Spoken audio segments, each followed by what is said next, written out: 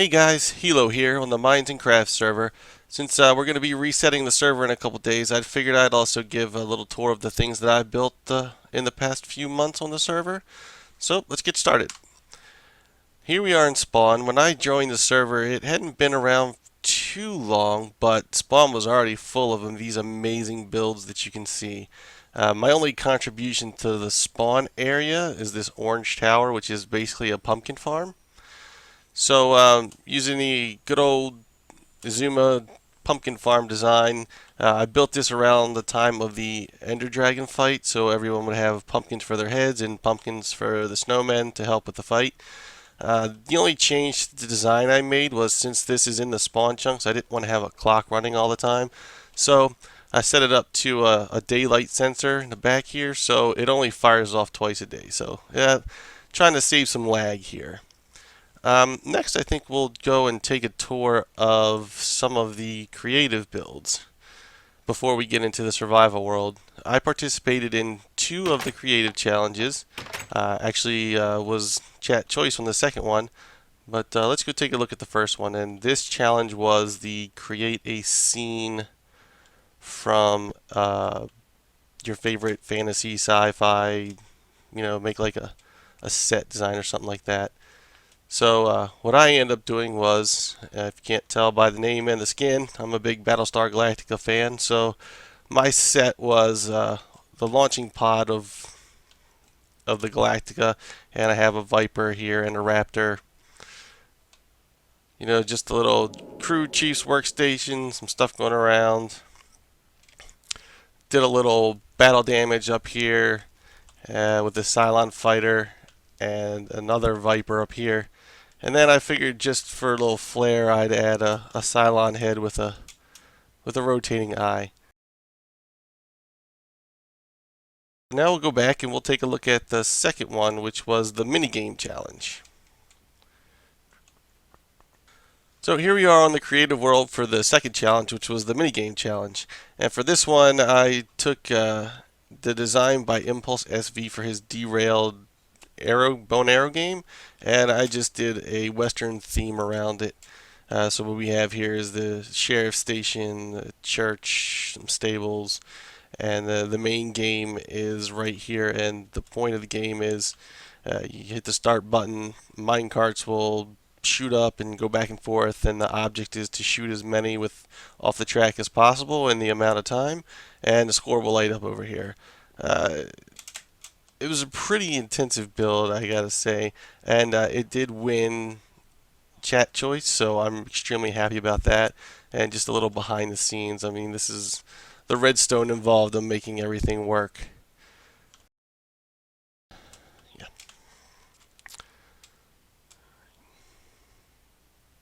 And now I think we'll go back to the overworld, and then we'll take a look at the survival builds that I've done while I've been here on the server. Alright guys, here we are at the nether portal to my first starter house on the server. Like I said, when I first got here, spawn was pretty full, so I had to go a little ways out to find a place to build my house. And this portal just allows me to get back and forth to spawn rather quickly. So let's take a look.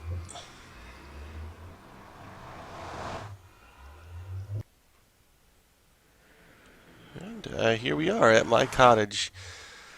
Nice little humble abode to start out with.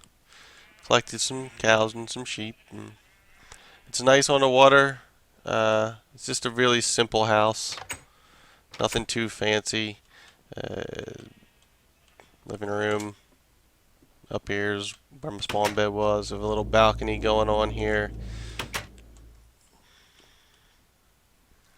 Basement where my first storage stuff was.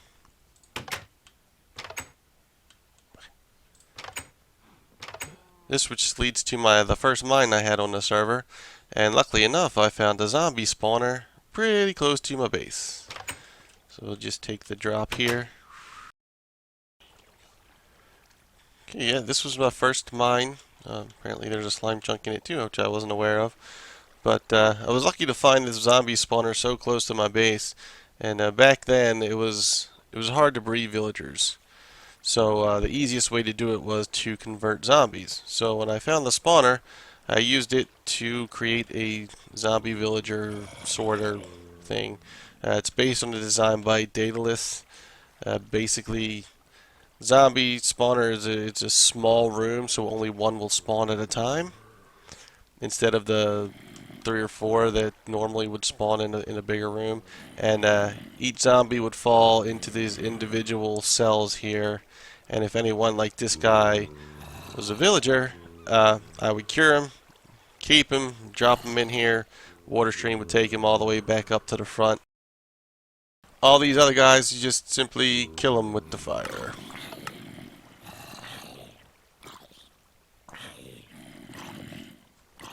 So yeah, it was a pretty ambitious farm design for not being on the server very long. But you know, those are the fun things that I like to do. So after a while, even this area started to get a little crowded. I figured it was time to move pretty far out. And the one thing that I really wanted to do on the server was to find a water temple and build my base there. It's kind of like an ocean base. So I ended up finding one pretty far ways out, even past the jungle area. So that's where we'll go next. So I'll see you guys when we get.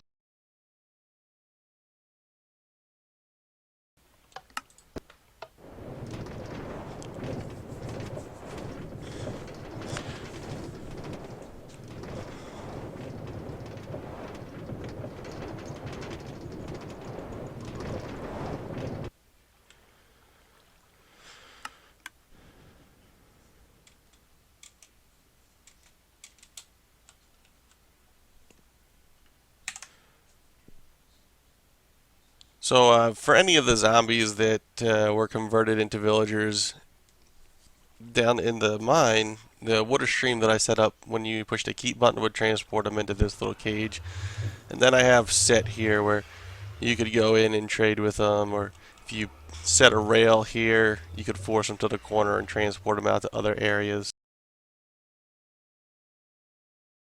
I didn't hang around this area for too much longer after I finished this, so I only got a few villagers up and running, and I stuck them over here in my little village trading shop setup, and they're all gone. So I guess something killed them. It's been that's how long it's been since I've been here. All my villagers are gone. All right, so next I guess we'll take a look at the other 2 community farms that I built, the Blaze Farm and the Ender Farm. So I'll see you guys when we get to the Blaze Farm.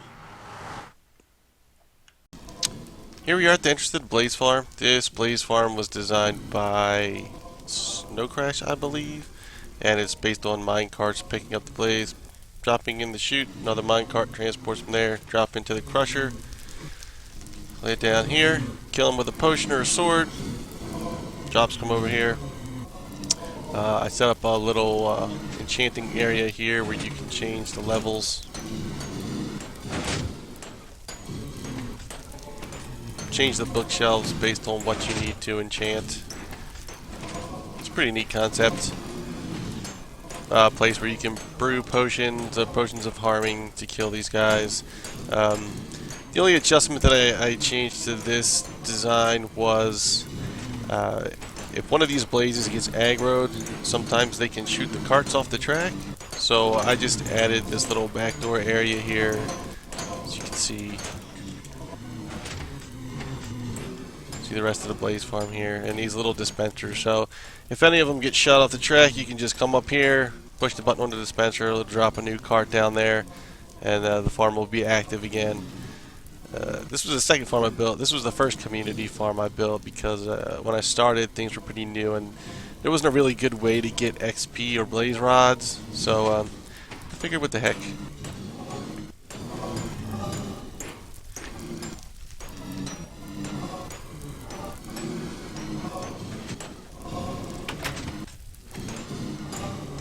And yeah, this is the blaze farm. So next, I guess we'll go to the end farm. Once we finished the dragon fight, it was only natural somebody would build a enderman farm out there. It's the best way to get XP and ender pearls.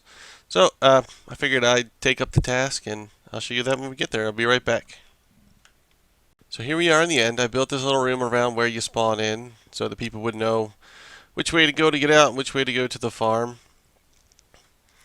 Like with most Ender farms, it's built quite a ways out from the main island so that all the Enderman spawning occurs out there, so you get the best rates possible. Here's the tunnel to the Ender farm. We'll use the quick ice transport to get down there.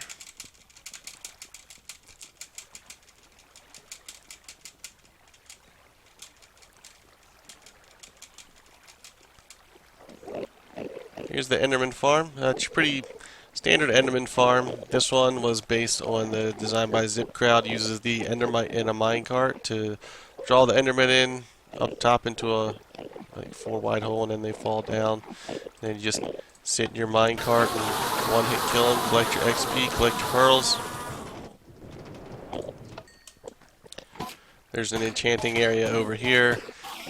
People leave books they don't want, stuff. More pearls. Pickaxe.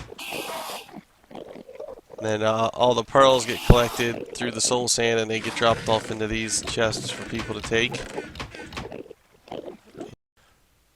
So this is the Ender farm from the outside. It's all covered in water to prevent them from spawning and finding other places to go other than where we want them to be killed. And here's the little Endermite in his cart. So the concept is that Endermen are drawn to the Endermites. So they all spawn in this big platform. They head right to them. And the only way that they can get to them is through this little path. They walk over some trapdoors because they don't realize it's a hole. They fall down. There's nowhere for them to go. By the time they hit the bottom, they're one-hit kills. And yeah, that's the general concept of the farm. So now I think we'll go check out what ended up being my main final base and see all the work that I've done over there. Alright, I'll be right back with you guys. Here we are at my main base. For this server, I really wanted to find an ocean temple and build a base there so I could have an on-premises guardian farm. It's not the most efficient guardian farm because it doesn't use all the available space, but it's good enough for my purposes. So I decided to do kind of an Atlantis kind of theme with different platforms that do different things. So this is the main platform. This is right over the center of where the ocean monument was. On the back platform I just have this little garden area, little zen place to go relax. Over here on these are my farm platforms. So this is an automated sugarcane farm. Get loads and loads of sugarcane, more than I'll ever need. I built a bigger version of the pumpkin farm here, and it's twin for the melons. It uses the same concept. Over on this platform is my iron farm. So it's about 32 villagers, 2 platforms, generates a fair amount of iron, not too bad. And all of these farms have public chests. So iron farm, public chest is down at the bottom. Public chests on those 2 farms, public chests on the sugarcane farm. The other side of the platform is the villager breeder. So this is where I come to do all my trading, and as long as I keep trading with these guys, they'll keep on breeding. I kind of used a lot of the. There they are now. People were falling in love. So you see a lot of clerics and a lot of tool and weaponsmiths. Most of the other ones, the shepherds and the fletchers and all that stuff, they're the guys that got used to make the iron farm work.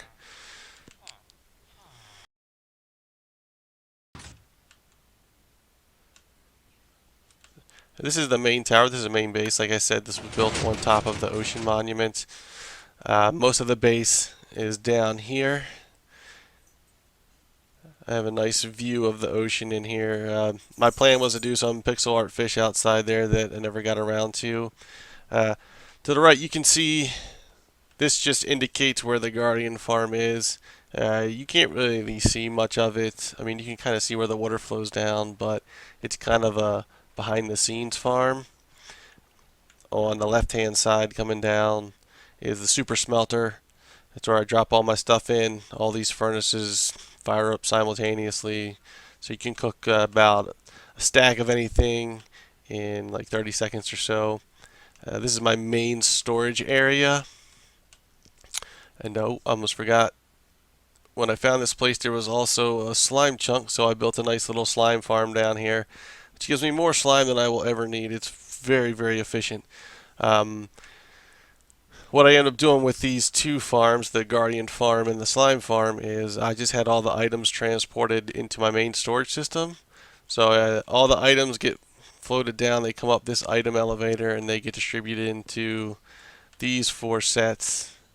And these are actually public, so if anyone ever wanted to come over and get some slime or get some Guardian stuff, these 2 rows and these 2 rows of chests are all public. This other stuff is all my personal stuff, but yeah. So if we go back up,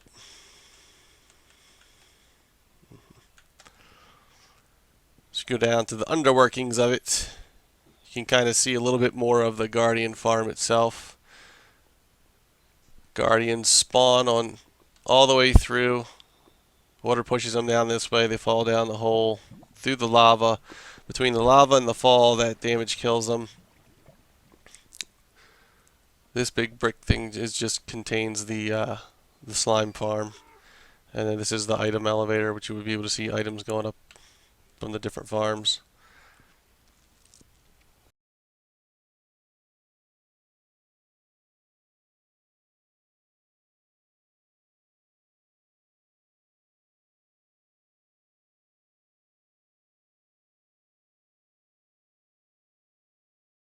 This is my slime block minecart elevator. The design is, I believe, Woolly Creeper's design. It's a good, nice way to get up really quickly without having to use a ladder, especially when you can't fly. This is the main portal room, so this is what I use to get back to spawn in through the nether. Then I go, then there's another little, more simpler minecart elevator to get up to the main level where, I have my spawn bed and a couple dogs, balcony where you can see iron farm. You can get a look at the city that I started building, which I'll show you guys next. All the farms. So yeah, by far this is the most ambitious build that I've ever done on a server. I'm really happy the way it turned out so far. I'm a little disappointed that I won't get to finish it on the server, but since they're making it download public, at least it'll be something I can work on a single player world going forward. Let me switch back to creative. The last thing that I was working on before they announced the reset was the medieval village and castle. So if anybody watches Corrales, you'll recognize a lot of the design inspiration come from him. The bakery, windmill. Here, there's a inn, restaurant inn here. So you go, and there's different rooms for people to stay.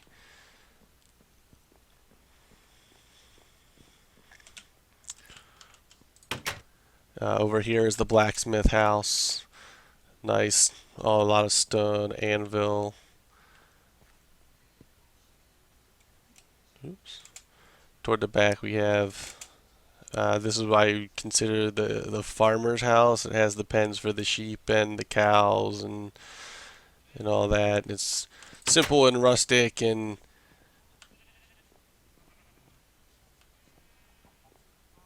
nice basement area here, storage.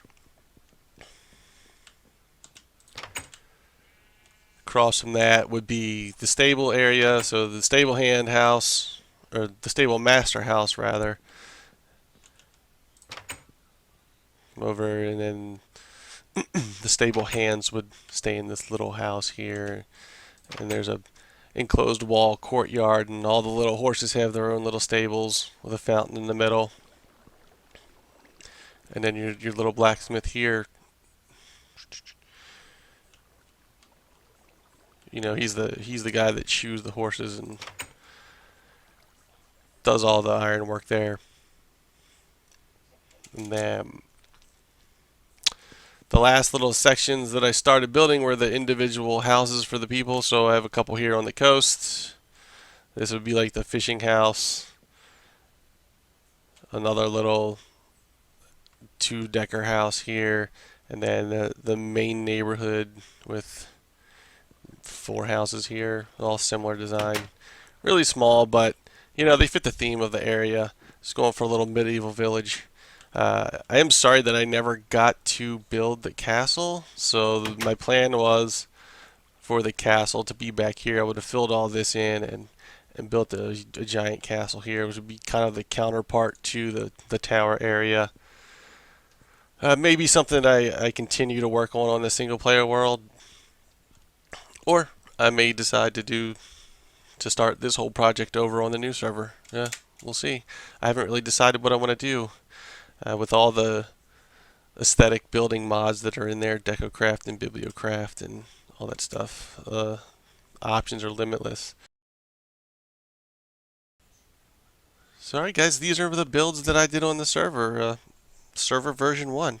I can't wait to see what everyone does on version 2, and we'll see you guys there in a week or so. Alright guys, Hilo out.